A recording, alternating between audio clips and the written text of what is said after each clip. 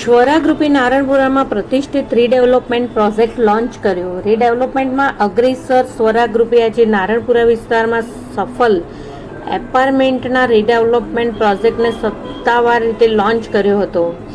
શકલ એપાર્ટમેન્ટનું redevelopment વર્ષો જૂના residential કોમ્પ્લેક્સને premium high rise ડેવલપમેન્ટમાં પરિવર્તિત કરશે, જેમાં 4 બિલ્ડિંગ 12 માળ અને 4 બિલ્ડિંગ 13 માળની છે. આ પ્રોજેક્ટ 246 વર્તમાન રહેવાસીઓ માટે લાઇફસ્ટાઇલ અપગ્રેડ સુનિશ્ચિત કરશે, જેઓ પ્રોજેક્ટ પૂર્ણ થવા ઉપર વધુ વિશાળ અને આધુનિક ઘર પ્રાપ્ત કરશે.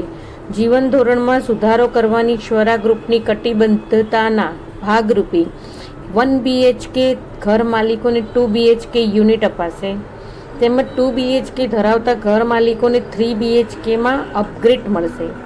આ પ્રોજેક્ટમાં club house, gymnasium, garden, children play area, સમર્પિત પાર્કિંગ સહિતની અત્યાધુનિક સુવિધાઓ પ્રદાન કરશે, જે ઘર માલિકોને ભવ્ય અને ઉત્કૃષ્ટ જીવનશૈલીનો અનુભવ પ્રદાન કરશે. સમગ્ર પ્રોજેક્ટ 13,300 ચોરસ યાર્ડમાં ફેલાયેલો છે, જે નારણપુરામાં સૌથી મોટા ખાનગી રીડેવલપમેન્ટ પ્રોજેક્ટ પૈકીની એક છે.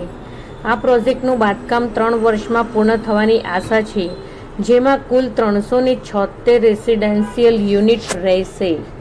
રીડેવલપમેન્ટના જે પ્રોગ્રામની અંદર જે અમે એનાઉન્સમેન્ટ કર્યું કે રીડેવલપમેન્ટમાં સભ્યોને જોવું હતું કે કેવું બનશે, શું છે, તો એની આજે 3D ઇમેજીસ બતાવી સભ્યો માટે જ ખાલી.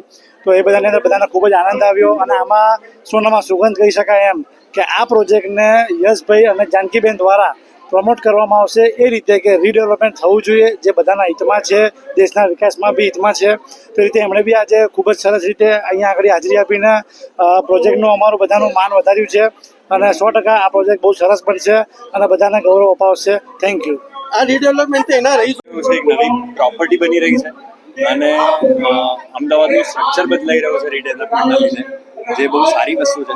અને બીજું કે મારું એટલે સ્વરા ગ્રુપ સાથેનું મારું અલગ કનેક્શન છે.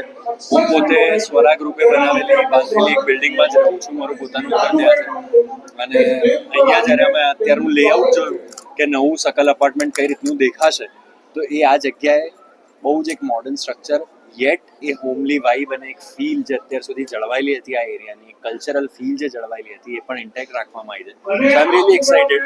અને મારી શકલ સાથેની જૂની યાદો પણ બહુ છે. મારું બાળપણ, મારા ફિયાનું ઘર અહીંયા હતું, એટલે બાળપણની ઘણા બધી મેમરીઝ છે મારી. So I am even more excited. Thank you.